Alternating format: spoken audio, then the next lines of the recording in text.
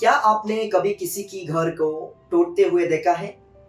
जी हाँ, मैं उस घर की बात कर रहा हूँ जो सिर्फ 3 दीवार यानी एक छत नहीं होता था। वो जहाँ माँ रोटी बेलती थी, जहाँ बाबा चारपाई पे बैठकर दुआ पढ़ते थे। और एक दिन सुबह-सुबह बिना किसी नॉक की, बिना किसी इन्फॉर्मेशन की कुछ पुलिस बुलडोज़र लेके आते हैं और सब कुछ यानी मिट्टी को और यादों को और इज्जत को कुचल देते हैं। ये कहानी कोई फ़िल्म की नहीं है, ये कहानी असम की धोबड़ी की उन लोगों की है, जिनके पास सिर्फ एक छत ही थी और आज वो भी छीन लिया गया है सरकार के द्वारा। उनका दोष क्या था? क्या वो गरीब थे? या वो मुसलमान थे? या वो सिर्फ बंगाली बोलने वाला थे? या वो सही ज़ुबान में बात नहीं कर सकते थे? दोस्तों, जब इंसान की जगह बुलडोज़र ले लेता है तो समझ जाओ सिर्फ ज़मीन नहीं, इंसानियत भी उजड़ गई है। आपको दरंग या सिपाजार की बात अगर याद नहीं है तो चलिए मैं याद दिलाता हूँ आपको। 2021 में एक एविक्शन ड्राइव की दौरान एक किसान को पुलिस ने गोली मार दी थी। जमीन छीन गई, जिंदगी भी चली गई और फिर एक फोटोग्राफर उसकी लाश पर खोदता है। जैसे लगा वो एक इंसान नहीं, वो एक न्यूज़ फुटेज है। वही तस्वीर आज भी शौक है, पर लगता है कि असम ने उस लेसन से भी कुछ नहीं सीखा। फिर इसी साल 2025 धुबरी और ग्वालपारा डिस्ट्रिक्ट में गवर्नमेंट ने एविक्शन ड्राइव स्टार्ट किया था।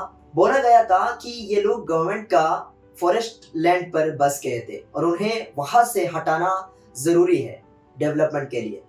पर क्या बिना नोटिस, बिना रिहैबिलिटेशन की लोगों का घर तोड़ देना इंसाफ है? ये एविक्शन सिर्फ जमीन का नहीं लगता दोस्तों, कहीं ये लैंग्वेज और रिलीजन का भी तो इशू नहीं?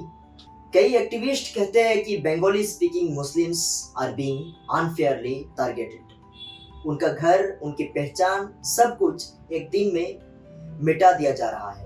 एक माँ रोती है, मेरा बेटा बीमार है, मैं उसे लेके कहाँ जाऊं? और एक बुजुर्ग आदमी बोलते हैं कि मेरे बाप की कब्र भी यहाँ है, आप कहते हैं कि मैं आउटसाइडर। किसी के पास अब छत नहीं तो किसी के पास स्कूल नहीं, किसी के पास जवाब नहीं। एक सिविल स्टेट का काम होता है कि अपने सबसे कमजोर लोगों को प्रोटेक्ट करना, पर यहाँ तो सरकार बुलडोजर लेके आता है और आवाजों को कुचल देता है। ये सिर्फ धोबड़ी का बात नहीं, कल ये सिलसिला किसी और जगह भी हो सकता है। घर कहीं का भी हो, अगर इंसाफ नहीं मिलता तो डेवलपमेंट का मतलब क्या? आज धोबड़ी रो रहा है, कल हमारा शहर भी रो सकता है। आपको क्या लगता है, ये एविक्शन बिना किसी इंसाफ के एक जुल्म है? आपको क्या लगता है कि हमें इसके खिलाफ आवाज उठाना चाहिए या फिर सरकार की उन बुलडोजर कामों को हमें सहारा देना है? कमेंट में जरूर बताइए। वीडियो को एंड तक देखने के लिए आपको बहुत बहुत धन्यवाद। मिलते हैं अगली वीडियो में, तब तक के लिए स्वस्थ रहें।